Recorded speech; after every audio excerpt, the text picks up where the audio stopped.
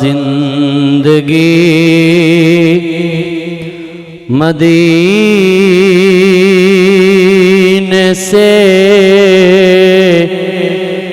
جھونکے ہوا کے لا جا زندگی مدینے سے جھونکے ہوا کے لا شاید حضور ہم سے خفا ہیں منا کے لا ٹکڑوں میں بٹ گئی ہے امت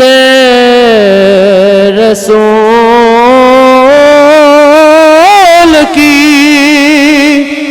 ٹکڑوں میں بٹ گئی ہے امت رسول کی ابو بکر سے کچھ آئینے عشق و وفا کے لا مل کے پڑھا کریں ابو بکر سے کچھ آئینے عشق و وفا کے لا جا زندگی مدینے سے جھونکے ہوا کے لا اور دنیا بہت ہی تنگ مسلمان پہ ہو گئی دنیا بہت ہی تنگ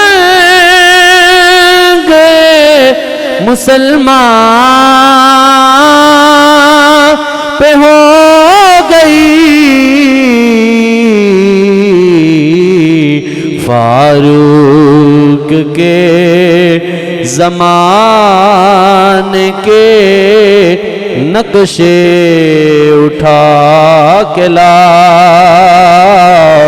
شاید حضور ہم سے خفا ہیں منا کے لا اور گمراہ کر دیا ہے نظر کے فریب نے گمراہ کر دیا ہے نظر کے فریب نے عثمان سے کچھ زاویے شرم و حیا کے لا شاید حضور ہم سے خفا ہیں منا کے لا اور یورپ میں مارا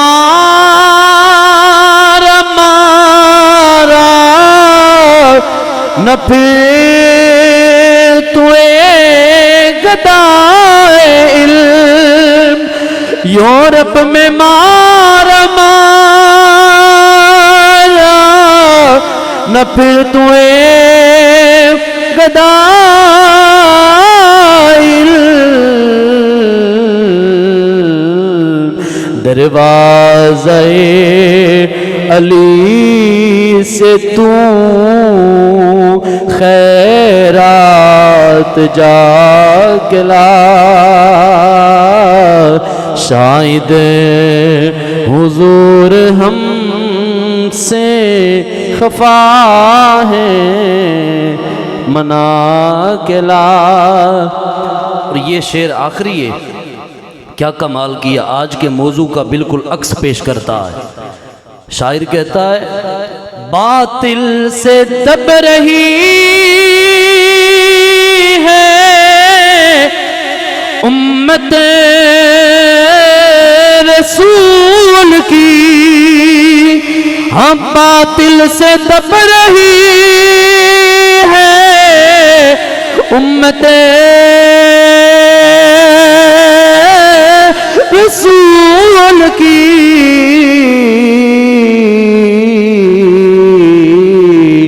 ہم منظر ذرا حسین سے کچھ کربلا کے لا،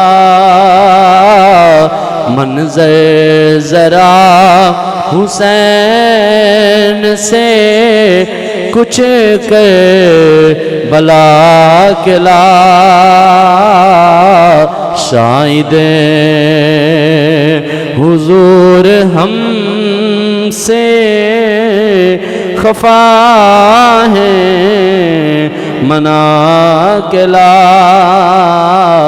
جا زندگی مدینے سے جھونکے ہوا کے لا، شاید حضور ہم سے خفا ہے منا کے لا۔ حمد و ثنا کے بعد واجب الاحترام واجب القدر عزیز بزرگوں، جوانوں، دوستوں، سامعین و ناظرین، الحمدللہ اللہ رب العزت کا فضل و کرم میں کہ آج ہم ایک مرتبہ پھر جمعۃ المبارک کی بابرکت گھڑیوں میں حاضر بیٹھے ہیں۔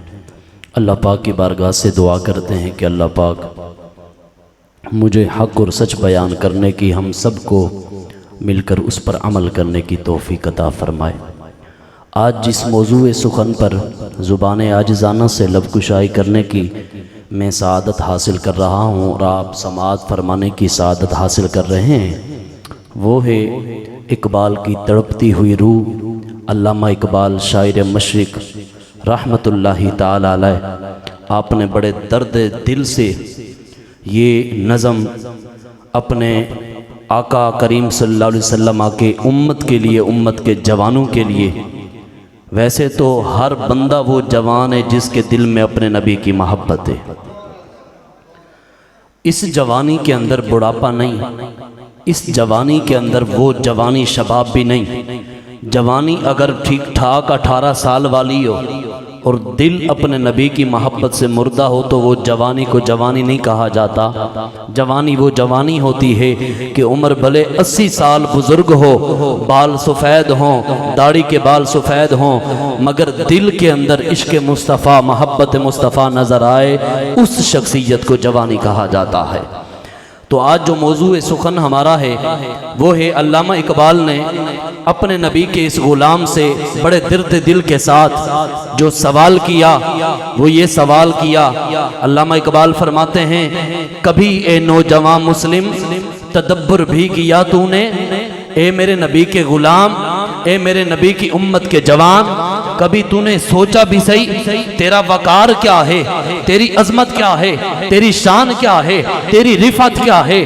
علامہ اقبال فرماتے ہیں اے جوان، اگر تو اپنے مقام کو پہچان لیتا، اپنی عظمت کو جان لیتا، اپنے مقام و رفعت کو پہچان لیتا تو آپ فرماتے ہیں پھر تو ایسے نہ گھومتا بلکہ اپنے نبی کی محبت وہ خالد بن ولید والی اپنے دامن میں لے کے آ جاتا، اپنے نبی کی محبت صلاح الدین ایوبی والی اپنے دل کے اندر لے کے آ جاتا۔ علامہ اقبال فرماتے ہیں اے جوان، اگر تو اپنے عشق کو، اگر تو اپنی محبت کو اپنے دامن میں سما لیتا، اپنے نبی سے وہ یگانہ محبت کر لیتا، طارق بن زیاد والی وہ محبت لے کے آتا، اگر تو اپنے دل کو اپنے نبی کی محبت اور دین اسلام سے تو بالکل اس کو بھر لیتا تو فرماتے ہیں حسین والا عشق تیرے سینے میں آ جاتا۔ علامہ اقبال فرماتے ہیں کبھی یہ نوجوان مسلم تدبر بھی کیا تو نے کبھی سوچا کہ اللہ نے تجھے کیسی جوانی دی؟ یہ علامہ اقبال ہے، اسی جملے پر میری تقریر ہوگی. فرماتے ہیں کبھی اے نوجوان مسلم تدبر بھی کیا تو نے. ایک وقت تھا جب ہمارے پیارے نبی کا دور تھا، اسلام ایسا اٹھا کہ اسلام کی طرف کوئی میلی آنکھ بھی دیکھتی اس کو جناب بالکل ختم کر دیا جاتا تھا. ایک دور تھا جب صحابہ کرام کے دور کے اندر کوئی میلی آنکھ سے اسلام کی طرف نظر دوڑاتا تو اس کی آنکھ نکال لی جاتی تھی. ایک دور تھا جب حضور کے تابعین کا دور تھا، اس وقت اسلام کے خلاف کوئی سازش چلتا تو اسلام ان کی سازشوں سمیت ان کے تمام اجسام کو ختم کر دیا کرتا تھا. لیکن آج بھی بڑے افسوس کے ساتھ ایسا دور کہ جب دین گھر گھر کے اندر قال اللہ وقال رسول اللہ کی صدا بلند ہوتی ہے، مسجد مسجد کے اندر ہر بندہ نعت خواں بنا ہوا نظر آتا ہے، ہر منبر پہ ہر عالم خطیب بنا ہوا نظر آتا ہے، مگر آج وہ اسلام کہ جو اسلام بلندیوں کی چوٹی پر تھا، وہ اسلام جس کے لیے ہمارے پیارے نبی کے صحابہ نے اپنے تن من دھن کو قربان کر دیا، مگر اسلام پر ایک آنچ نہ آنے دی. آج وہی اسلام وہاں جناب زمینوں میں، وہاں جناب کھیتوں میں، وہاں جناب بے دیدوں میں ہمیں جناب بکھرتا ہوا نظر آتا ہے. کیا وجہ ہے؟ وجہ یہ ہے کہ جو اللہ پاک کا قرآن یہ کہتا ہے اور اس قرآن کی ترجمانی علامہ اقبال رحمت اللہ تعالی علیہ آپ فرماتے ہیں کہ کبھی بھی قوم ایسے ترقی نہیں پا سکتی، کبھی بھی قوم پر حکمران اچھے نہیں آ سکتے جب تک قوم اپنے آپ کو خود درست نہیں کرے گی. جب تک ہم درست نہیں ہوں گے تب تک کچھ بھی نہیں ہو سکتا، کوئی کسی کا کچھ نہیں بگاڑ سکتا. حضرت امام حسن بصری حضرت علی المرتضی رضی اللہ تعالی عنہ آپ کے خاص شاگرد، آپ سے کسی نے پوچھا اے حسن بصری آپ کے پاس بڑا علم ہے، بڑی طاقت و بڑی جرت ہے، مگر ہمیں آپ کے پاس آپ سے ایک سوال ہے، اس کا جواب چاہیے. حسن بصری فرماتے ہیں پوچھ. کیا پوچھتا ہے پوچھنے والے؟ سوال سائل سوال کرتا ہے. وہی کہتا ہے خواجہ حسن بصری رحمت اللہ تعالی علیہ آپ سے پوچھنا یہ ہے کہ اگر قوم جو ہے قوم پر ایسے حکمران مسلط ہو جائیں جن کو قوم قبول نہ کرے تو عرض کرتے ہیں اے حسن بصری تو پھر قوم کو کیا کرنا چاہیے؟ حکمران ایسے ہیں، ظالم ہیں، جابر ہیں، مگر قوم حکمرانوں پر راضی نہیں، تو فرمایا پھر کیا کرنا چاہیے؟ خواجہ حسن بصری رحمت اللہ تعالی آپ نے دو جواب دیے.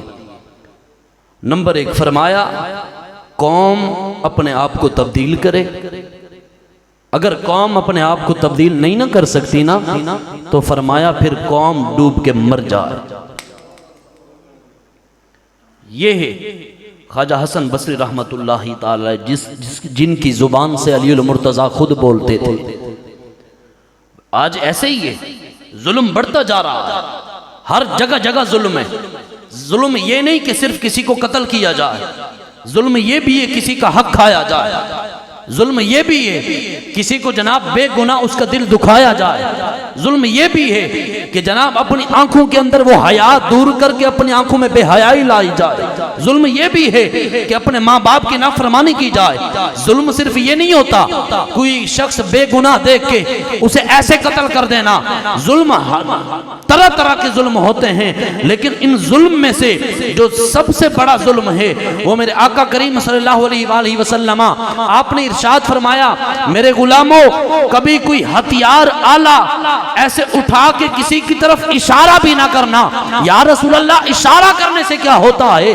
فرمایا ایسے ہتھیار اٹھاؤ گے کسی کے مارنے کی طرف صرف اشارہ کرو گے، ہو سکتا ہے کہ شیطان تمہارے ہاتھ میں آ کے وسعت دے دے، پھر تم اسے مار ڈالو اور بے گناہ قتل کر کے جہنم کے مستحق بن جاؤ. سنو سنو آقا کریم صلی اللہ علیہ وسلم آپ نے ارشاد فرمایا میرے غلاموں جب بندہ اپنے ہاتھ کے اندر ہتھیار اٹھاتا ہے اور کسی کی طرف ایسے خامخواہ اشارہ کرتا ہے، اشارہ کرنے کی کوشش کرتا ہے، آپ نے فرمایا اللہ کے فرشتے اس شخص پر لعنت کرتے ہیں اور اس وقت تک لعنت کرتے ہیں جب تک وہ اپنے ہاتھ کو، اپنے خنجر کو، اپنی تلوار کو، اپنے اس آلے کو واپس نہیں رکھتا۔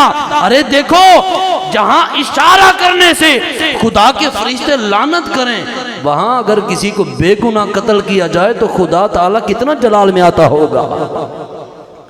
ہمارے آقا کریم صلی اللہ علیہ وسلم کسی آپ لشکر میں آپ نے حضرت اسامہ بن زید آپ کو بھیجا امیر بنا کے۔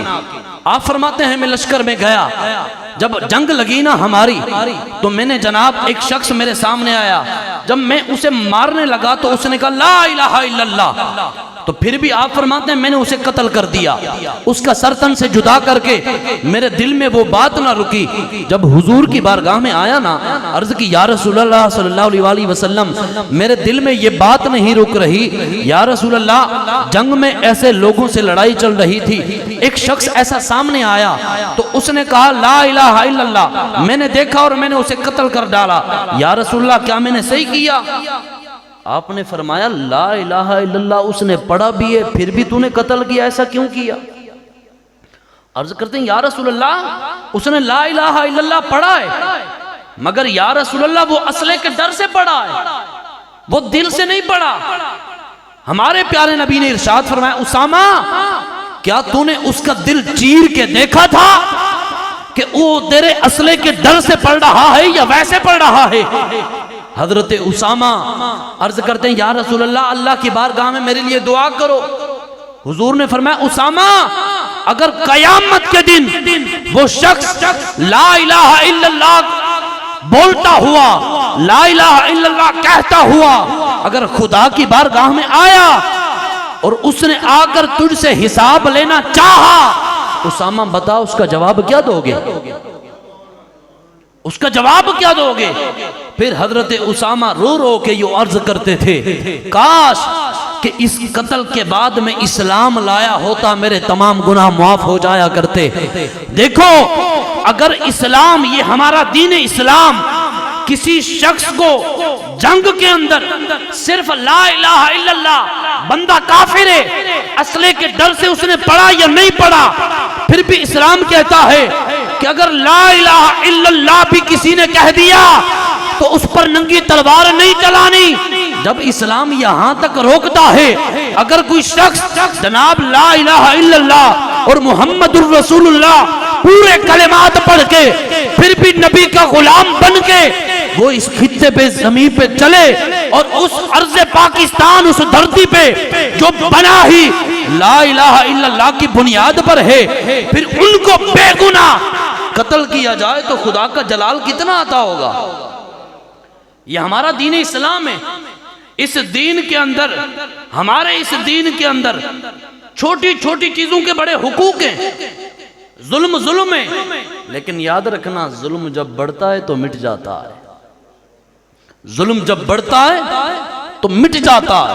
جانے جانا نے ارشاد فرمایا جس نے کسی کو قتل کرنے میں تھوڑی سی بھی مدد کی، تھوڑی سی بندہ کہتا ہے میں تے صرف اسلحہ دیتا سی، تھوڑی سی بھی مدد کی، تھوڑی سی بھی مدد کی، فرمایا کل قیامت کے دن اللہ رب العزت کی بارگاہ میں جب وہ آئے گا اس کی پیشانی پہ لکھا ہوگا کہ یہ اللہ کی رحمت سے بالکل مایوس کر دیا گیا ہے۔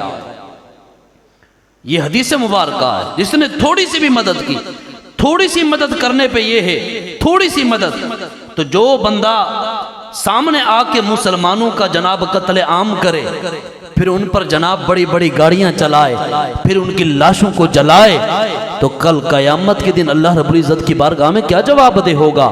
حضرت علی فرماتے ہیں معاشرہ چل سکتا ہے، معاشرہ میں جتنے گناہ ہوں، جتنی برائیاں ہوں، ہر گناہ ہر برائی سے معاشرہ چل سکتا ہے، مگر یاد رکھنا جس معاشرے میں جب ظلم ہونا شروع ہو جائے نا، معاشرہ کبھی نہیں کامیاب ہو سکتا، کبھی بھی نہیں۔ یہ حضرت علی المرتضیٰ شیر خدا فرماتے ہیں۔ دیکھیں تاریخ انسانیت آپ کھولیں، سب سے بڑا انسانیت کا ظالم جس نے سب سے پہلا قتل کیا ہے اس کا نام ہے قابیل۔ قابیل جس نے اپنے بھائی کو قتل کیا تھا، اس کی طرف جاؤں تو بات بہت بڑھ جائے گی۔ یہ وہ قابیل ہے جس نے سب سے پہلے قتل کی ابتدا کی. حضرت جناب آدم علی نبینا علیہ السلام کی اولاد میں سے یہ وہ قابیل ہے جس نے سب سے پہلے قتل کی ابتدا کی. جب اپنے بھائی کو قتل کیا نا تو قتل کر کے جناب پھر رہا تھا اب کروں کیا. خدا تے پھر خدا ہے نا. اب خدا نے اسے دکھایا. حالانکہ خدا اس کے ذہن میں بھی بات لا سکتا تھا قابیل گڑا کھود دفنا, لیکن نہیں. تاریخ پڑھ کے دیکھو, ایک کوا دوسرے کوے کو اٹھا کے آیا, اس نے آ کے زمین کھودی, دوسرے کو دفن کیا. جب قابیل نے یہ دیکھا اپنے سر پہ ہاتھ مارے اور کہا یار تیری اتنی اوقات کہ آج جناب یہ دنیا کے درندے آ کے تجھے سکھا رہے ہیں کہ بندے کو اس طرح دفنانا ہے. خدا تے پھر خدا ہے. اب دیکھو فرعون کتنی بڑی بلا تھی, مگر ظلم بڑا مٹ گیا اور عبرت کا نشان بن گیا. اس کے بعد آپ قارون اس کو اٹھائیں جس نے اپنی جنت بنائی اور اس میں طرح طرح کی نہریں, ہر شے. مگر جب بتا دیا گیا جنت فائنل ہے, دیکھنے کے لیے آیا, وہیں گیٹ پہ تھا, آپ نے سن رکھا ہے کہ موت آ گئی. ظلم جب بڑھتا ہے تو مٹ جاتا ہے. اسی طرح نمرود جس نے حضرت ابراہیم کو کہا تھا میں خدا ہوں, میں بندے بھی مارتا ہوں زندہ بھی کرتا ہوں.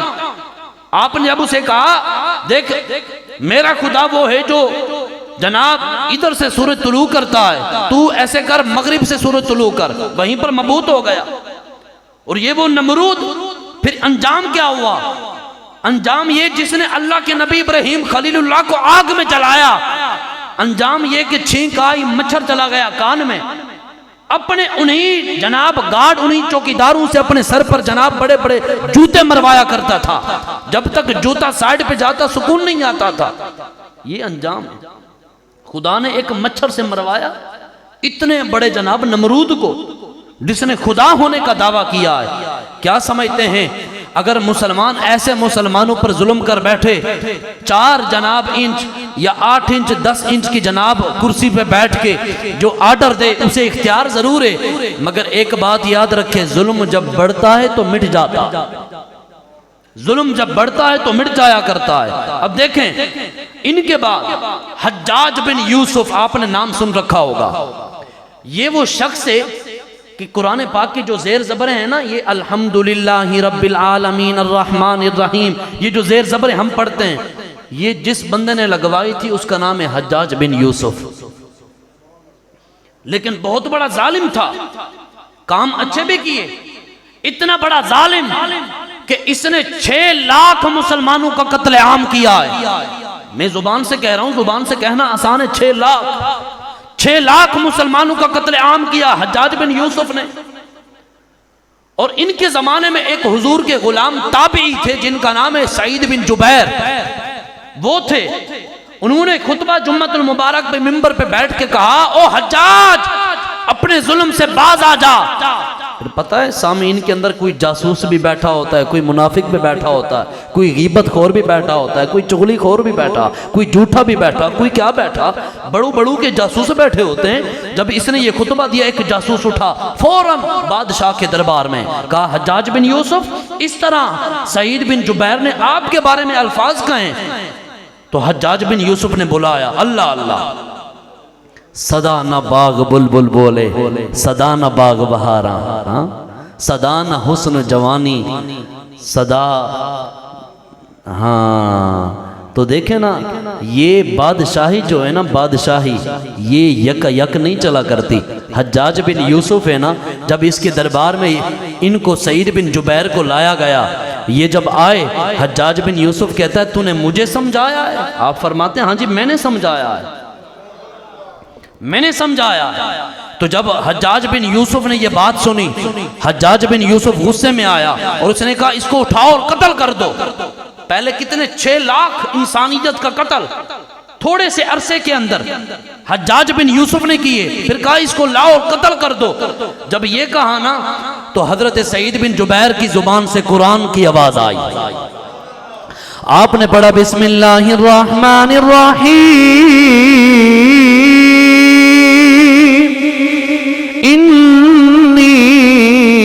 وجهت وجهي للذي فطر السماوات والأرض۔ حضرت سعید بن جبیر نے جب قرآن کی تلاوت کی نا، حجاج بن یوسف کو پھر غصہ آیا اور اس نے کہا لے جاؤ نا، اس کا سر اس کے تن سے جدا کر دو نا۔ حضرت سعید بن جبیر نے جب یہ آواز سنی، آپ نے حجاج بن یوسف کی طرف منہ کر کے مسکرانے لگے۔ حجاج بن یوسف کہتا ہے تیرا قتل کا ٹائم بھی آ گیا ہے، اب تو مسکرا رہا ہے۔ حجاج بن یوسف کو زیادہ غصہ آیا، اپنے جناب دربار والوں کو کہتا ہے میرے گارڈوں، میرے دربان والوں، اس کو وہاں جا کے قتل نہ کرنا بلکہ میری آنکھوں کے سامنے قتل کر دو۔ جب حضرت سعید بن جبیر آپ کو دربار کے اندر سامنے بٹھایا گیا، خنجر لایا گیا، حضرت سعید بن جبیر نے قبلے کی طرف منہ کر لیا۔ حجاج بن یوسف نے کہا اس کا منہ قبلے سے ہٹا دو، حضرت سعید بن جبیر نہیں ہٹا رہے، زبردستی ہٹایا گیا۔ پھر بھی آپ کی زبان سے قرآن کی تلاوت جاری ہے۔ آپ فرماتے ہیں فَأَيْنَمَا تُوَلُّوا فَثَمَّ وَجْهُ اللَّهِ إِنَّ اللَّهَ وَاسِعٌ عَلِيمٌ۔ ٹھنڈا بولے ہو، ٹھنڈا بولے، اونچا بولو، تسی تے ظلم نہ کرو نا، اونچا بولو۔ حضرت سعید بن جبیر نے جب قرآن پڑھا نا، حجاج بن یوسف جناب والا کہتا ہے کہ جناب اس کا سر تن سے جدا کر دو۔ حضرت سعید بن جبیر تابع رسول جب خنجر آپ کے قریب لایا گیا، دونوں ہاتھ اٹھا کے اللہ کی بارگاہ میں دعا کرتے ہیں مولا میں بھی تیرا بندہ ضرور ہوں، اے بھی بندہ تیرا ضرور ہے، مگر میں اب جا رہا ہوں لیکن تیری بارگاہ کے اندر دعا کرتا ہوں۔ اس نے 6 لاکھ مسلمانوں کو قتل کیا ہے، اب ان میں سے میں آخری ہونا چاہیے، اس کے بعد مولا اس کو اختیار نہ دینا کہ کسی کا اس طرح یہ قتل عام کرے۔ حضرت سعید بن جبیر کو شہید کر دیا گیا۔ آپ کا خون اتنا بہتا ہے، اتنا بہتا ہے، اتنا بہتا ہے، جس طرح اونٹ کا خون نکلتا ہے اس طرح سعید بن جبیر کا خون نکلتا ہے۔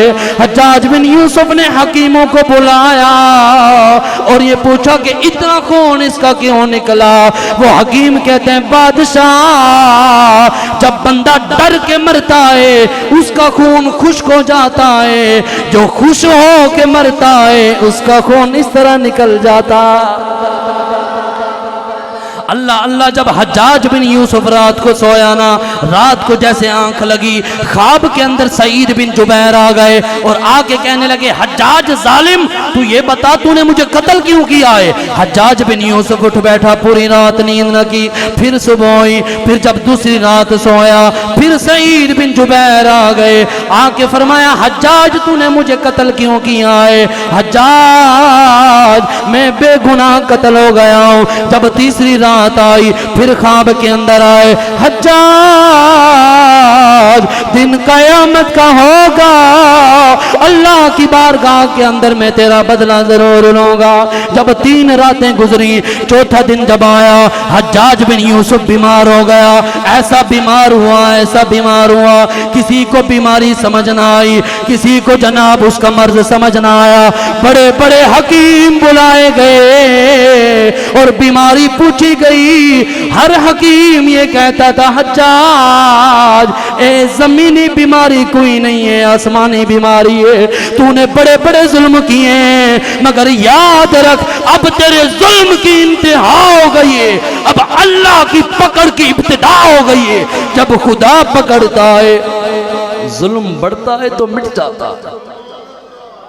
حجاج بن یوسف ایسا بیمار ہوا، ایسا بیمار ہوا لوگوں، ایسا بیمار ہوا، ایسا بیمار ہوا، ایسا بیمار ہوا، بڑے بڑے حکیم بلائے گئے. ایک حکیم آیا, اس نے جناب دھاگے کے ساتھ گوشت کا ٹکڑا باندھا اور حجاج بن یوسف کے حلق سے نیچے اتارا.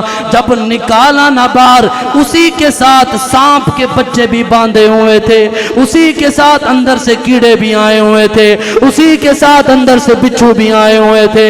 حجاج بن یوسف جب دیکھتا ہے, حکیم سے پوچھتا ہے یہ مجھے کیا بیماری ہے؟ حکیم کہتے ہیں زمینی بیماری نہیں لگتی, اے آسمانی بیماری ہے جو تجھے بیماری لگی ہے. حجاج بن یوسف جناب بھاگتا بھاگتا ایک اور حضور کے غلام کی بارگاہ میں پہنچا, عرض کرتا ہے اللہ سے کیا مجھے معافی مل سکتی ہے؟ نہیں مل سکتی ہے. مجھے کوئی پناہ مل سکتی ہے؟ نہیں مل سکتی ہے. وہ غلام کہنے لگے حجاج بن یوسف, اللہ نے تجھے اقتدار دیا تھا, تو نے اس اقتدار کا ناجائز فائدہ اٹھایا ہے, اب تیری موت قریب آئی ہے. تاریخ کی کتابیں اٹھا کے دیکھو, 6 لاکھ مسلمانوں کا قتل عام کرنے والا حجاج بن یوسف, اس کی موت ایسے آئی کہ جب روح اس سے نکلی نا, سارے وزیر, سارے مشیر, سارے دربار والے اس سے جناب دور تھے. پوچھا گیا موت کیسی ہے؟ محل چھوڑ کے سارے باہر بھاگ گئے. پوچھتے ہیں یار کیوں بھاگتے ہو؟ آخری ویلا ہے بادشاہ دا, بادشاہ کو چھوڑ کر کیوں بھاگے؟ جواب آتا ہے کہ اللہ نے اسے ایسی بیماریاں دی ہیں ساتھ کھڑا ہونا بھی گوارا نہیں کیا کرتا. ایسی بیماری ہے, ظلم جب بڑھتا ہے تو مٹ جاتا ہے, یہ یاد رکھنا, ظلم بڑھتا ہے تو مٹ جاتا ہے. ہمارے آقا کریم صلی اللہ علیہ وآلہ وسلم, آپ کے ایک غلام حضرت وہب بن منبہ, آپ روایت کرتے ہیں اللہ نے ایک اپنے نبی کو وحی بھیجی, اس بستی سے نکل جاؤ, یہ بستی والے گناہگار ہیں, اس بستی سے نکل جاؤ. اور ایک اس بستی میں عابد رہتا ہے, اس کو بھی یہاں سے نکالو, عابد عبادت کرنے والا, اس کو بھی نکالو. اور ایک ناچنے والی عورت تھی, اس کے گھر میں لے جا کر اس کو سکون کرو, یہاں عذاب آنے والا ہے. ناچنے والی, آپ اور میں بھی گانے موسیقی کا رد ضرور کرتے ہیں, مگر اس طرح کے لوگوں کی کوئی ایسی عبادت خدا کی بارگاہ میں قبول ہوتی ہے کہ پھر ان بندوں کی واہ واہ ہو جایا کرتی ہے. ایسے بھی لوگ ہیں نا, اللہ رب العزت کے دیوانے ضرور ہوتے ہیں. اللہ کے نبی آئے, عابد کو یہاں چھوڑا, خود بستی سے باہر نکل گئے, خدا نے آگ کا عذاب برسایا, آگ کا عذاب. اب اس کی وجہ کیا تھی وہ سنیے گا. آگ کا عذاب بستی پر آیا, ایک بستی پر. جب عذاب ختم ہوا, اللہ کے نبی واپس آئے اس ناچنے والی عورت کے پاس جو پیسے لے کر جناب بے حیائی جناب دکھایا کرتی تھی, اس کے پاس آئے, پوچھا تو تو ناچنے والی, یہاں عذاب تو بچ گئی, وہ کیسے؟ وہ عابد بھی باہر. تو اللہ کے نبی نے جناب اس سے پوچھا, اس نے کہا مجھے بھی نہیں پتا. اس نے اللہ کی بارگاہ میں عرض کی مولا ساری بستی برباد ہو گئی مگر جھوپڑی اس ناچنے والے کی بچی ہے, وجہ کیا ہے؟ اللہ نے جبرائیل کو بھیجا, فرمایا جبرائیل جا جلدی میرے نبی کو پیغام دے, یہ ناچنے والی ضرور ہے مگر ایک کتا اس بستی میں آیا تھا, کتا بھی میری مخلوق ہے, بیمار تھا. بستی والوں نے اسے مارا, اتنا مارا جب اس کی ٹانگ ٹوٹی, اس ناچنے والی کے گھر میں آیا, اس نے اس کا دوا کیا, اس نے علاج کیا. خدا فرماتا ہے مجھے اس کے سارے گناہوں پہ ترس آ گیا اور اس نے میری بارگاہ میں عرض کی مولا کتا ضرور ہے مگر تیری مخلوق بھی تو ہے. اوے جو رب کتے کی رکھوالی کرتا ہے وہ بندے کی رکھوالی پہ کتنا اس کو جلال آتا ہوگا. ایک کتا ہے, کتے کے بھی حقوق ہیں, اس کو ناجائز قتل کرنا یہ گناہ ہے. اگر کوئی شرائط ہے اس کی وہ پائی جائیں تو قتل کیا جاتا. خدا نے اس کا گھر بچا دیا. بادشاہ تھا ایک, اس کا جب محل بنانا, ساتھ میں جھوپڑی تھی ایک بڑھیا کی. اس نے اس کو خط لکھوایا کہ میرا نقشہ خراب ہو رہا ہے تو اپنی جھوپڑی یہاں سے زمین بیچ چلی جا. آپ کو پتہ ہے جو بوڑھے لوگ ہوتے ہیں نا, جن کی زندگی گھروں میں بسر ہوتی ہے, پھر وہ اپنے گھروں کو ایسے نہیں چھوڑتے ایسے. تو اس نے پیغام دیا کہ میرے جیتے جی میں تو جھوپڑی اپنی نہیں توڑ سکتی, میں مر جاؤں یہ اور بات ہے، تو آ کے میرے زمین کے سودے کرا لینا۔ یا جب یہ پیغام پہنچا نا، بوڑھی گئی کسی کام کے حوالے سے باہر، بادشاہ نے آرڈر کر دیا جیسے باہر جائے پیچھے جھوپڑی اس کی ختم کر دینا۔ باہر گئی، پیچھے سے آئے اس کے جناب وزیر مشیر، جھوپڑی ختم کی۔ جب بڑھیا واپس آئی دیکھا تو زمین ہی زمین ہے، میرا گھر ختم ہو گیا ہے۔ سنو، اللہ کی بارگاہ میں عرض کی، مولا میں بڑھیا ضرور ہاں، کمزور ضرور ہاں، مگر میرا خالق بھی تو ہے تے ایندہ خالق بھی تو ہے، مولا مجھے بدلہ دنیا میں چاہیے۔ ایسا ہوا، فرماتے ہیں کہ جب اس نے یہ اللہ کی بارگاہ میں بددعا کی، فرماتے ہیں نا مظلوم کی بددعا سے بچا کرو، جب بددعا کی اللہ کی بارگاہ کے اندر، اللہ نے ایسا زلزلہ دیا، سارا محل زمین میں اور زمین ایسے مسمار ہو۔ مظلوم کی بددعا سے بچا کرو، مظلوموں کی بددعا سے بچا کرو، مظلوموں کی بددعا سے بچا کرو۔ یہ دل ہے، ہمارے استاد، ہمارے مفسر، محدث، محقق فرماتے ہیں سب سے بڑا ظلم یہ ہے کہ کسی کا دل دکھانا۔ دل اگر کسی کا دکھا دو، اگر تمہاری دولت کی گنتی الٹی شروع ہو جائے نا، سب سے پہلے یہ سمجھنا کہ دل کس کا دکھایا ہے۔ اگر کوئی غریب آپ کے دروازے پہ مانگنے کے لیے آ جائے نا، بجائے اسے جھڑکو، اگر پیسے نہیں دینے تو کوئی دعا دے کے واپس اسے بھیج دیا کرو۔ یہ مذاق نہیں، مذاق نہیں جناب۔ یہ ماہ رمضان گزرتا ہے، دن کے کھانے تو گھروں میں پکتے نہیں۔ ایسے ہی ایک ماہ رمضان گزرا، ایک عید کے دن دن کا کھانا بادشاہ کے محل کے اندر میاں بیوی بڑے عیش و عشرت سے کھا رہے تھے۔ عید کے دن دروازے پہ آیا بندہ، اس نے کہا بادشاہ سلامت چاہیے لنگر۔ اندر وہ بیٹھے تھے، اس نے کہا او اس کو قیدیوں کو آپ پکڑو اور اس کو گھسیٹ کے اس کو یہاں سے دفع کر دو۔ یہ رمضان کے بعد پہلا کھانا دوپہر کا کھایا اور ہمیں ذلیل کرنے کے لیے بھیکاری آ گئے۔ جب ایسے انہوں نے کیا، گداگروں نے چونکہ غلام تھے، حکم جو تھا اس کا، انہوں نے ایسے کیا، وہ چلا گیا۔ ٹھیک 1 سال کے بعد بادشاہ کی گنتی الٹی، واپس۔ اب وہ جو بھیکاری تھا، اللہ نے اسے کسی طرف سے پیسے دیے، وہ تاجر بن گیا، بادشاہ بھیکاری بن گیا۔ اب جو بادشاہ کی عورت تھی، اس نے بادشاہ کو چھوڑا، اس نے کہا تو تے ہن غریب ہے۔ اس نے علاقے میں دیکھا کون امیر ہے، وہ جو بھیکاری آیا تھا اس سے جا کر اس نے نکاح کیا۔ پھر سال بعد وہی عید آئی، اب وہ جس کے گھر سے اس کو بھگایا گیا تھا، وہ کاسا اٹھا کے پھر دروازے پہ آیا۔ ادھر سے وہ بیٹھا تھا، آیا سامان دینے کی، اس نے کہا اپنے ہاتھوں سے پیسے دوں گا۔ جب آیا سامنے دیکھا بندہ وہی، مالک وہی، خزانے والا بادشاہ، بھی ہوش ہوا، ایسے جناب چیخ نکلی۔ جب ہوش میں آیا وہ پوچھتا ہے یار چیخا کیوں؟ اس نے کہا تجھے یاد ہو نہ یاد ہو، مجھے یاد ضرور ہے، ایک دن تیرے بوہے پہ میں آیا تھا کاسا لے کر، تو نے مجھ پہ ظلم کرا کے مجھے واپس بھیجا تھا۔ ارے خدا تیرا بھی وہی ہے، خدا میرا بھی وہی ہے۔ تو ظلم جب بڑھتا ہے تو مٹ جاتا ہے۔ ہمارے پیارے نبی حضرت عبداللہ بن مسعود فرماتے ہیں، آپ جا رہے تھے ایک راستے میں، ہم سفر میں ساتھ تھے۔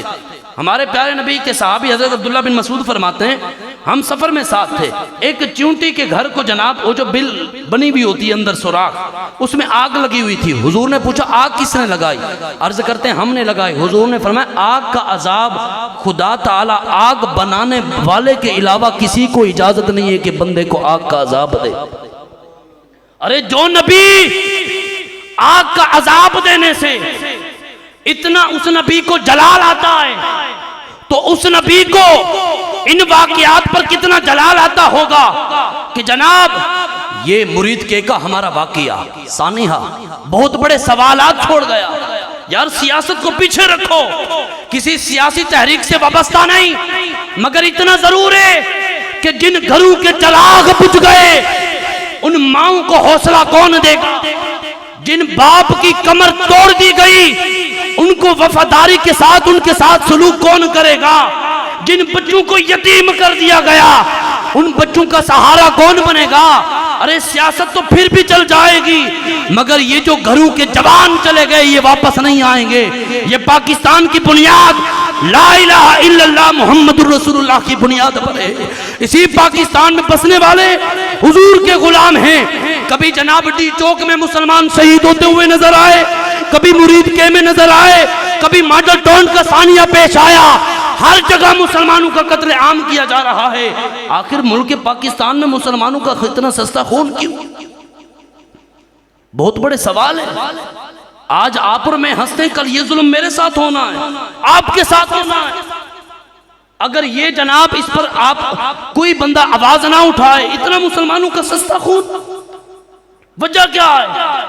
مولوی سیاست چال ہے۔ دیکھو ہمارے نبی امام الانبیاء سے بڑا امام کوئی ہے؟ بولیں کوئی ہے؟ تو ہمارے نبی نے سیاست کی مسجد میں، وہ مسجد بھی مسجد نبوی، جس مسجد جیسی کائنات میں کوئی مسجد نہیں۔ صدیق اکبر نے سیاست کی تو مسجد میں، فاروق اعظم نے سیاست کی تو مسجد میں، عثمان غنی نے سیاست کی تو مسجد میں، علی المرتضیٰ نے سیاست کی مسجد میں۔ ارے جب سیاست کو، جب عدل و انصاف کو مسجد سے باہر نکال دیا گیا، تب یزید جیسے جہنمی سامنے نکلے، پھر امام حسین جیسے مد مقابل میں آئے۔ پتہ چلا اگر مسلمان اپنا وقار بلند کروانا چاہتے ہیں تو پھر جناب ہمیں عدل و انصاف جیسے حکمران بھی لانے پڑیں گے، ہمارے اندر وہ خالد بن ولید جیسی غیرت زندہ کرنی پڑے گی۔ وگرنہ یاد رکھو، کبھی فلسطین میں مائیں بہنیں مرتی ہوئی نظر آئیں گی، کبھی کشمیر کے اندر ظلم و ستم ہوتا ہوا نظر آئے گا، کبھی برما کے اندر ہمارے ماؤں بہنوں کے پستانوں کے کباب بنا کے کھائے جائیں گے، کبھی پاکستان کے اندر مسلمانوں کو خون کے اندر ختم کر کے بختر بند گاڑیاں چلا کے ان کو جلایا جائے گا۔ اگر یاد رکھتے ہو نا، یاد رکھو میری آخری بات ہے، کتاب سادہ رہے گی کب تک؟ کبھی تو آغاز باب ہوگا، کبھی تو آغاز باب ہوگا، جنہوں نے بستی اجاڑ ڈالی کبھی تو ان کا حساب ہوگا۔ سکوت صحرا میں بسنے والوں زرارتوں کا مزاج سمجھو، ابھی تو اتنی گھٹن پڑے گی کہ سانس لینا عذاب